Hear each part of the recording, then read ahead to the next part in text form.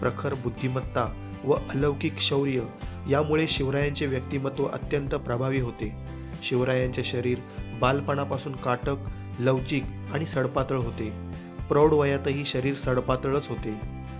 शिवरायांचा वर्ण गोरा, पाणीदार डोळे, नाक अनुकुचीदार, उंची 5.5 फूट, तर प्रौढपणी त्यांचे वजन 160 पाऊंड म्हणजेच 72.57 किलो इतके होते.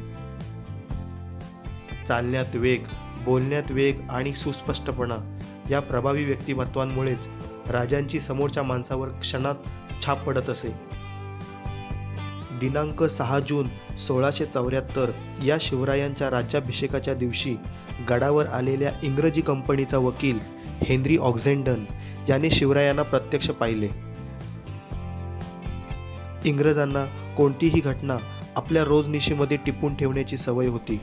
त्यामुळे ऑक्झेंडन शिवरायांचे शब्दचित्र रेखाटताना लिहितो, शिवाजी 47 वर्षांचा असून देखणा होता. त्याच्या चेहऱ्यावरून त्याची बुद्धिमत्ता व चाणाक्षपणा सहज ध्यानात येई. त्याचा वर्ण इतर मराठ्यांपेक्षा पुष्कळच गोरा होता. त्याची दृष्टी तीक्ष्ण असून नाक सरळ व टोकाशी बाकदार होते. त्याच्या दाढीला निमुळतेपणा असून मिशी बारीक म्हणजे विरळ होती. त्याचे भाषण निश्चयात्मक, स्पष्ट पण जलद असे होते.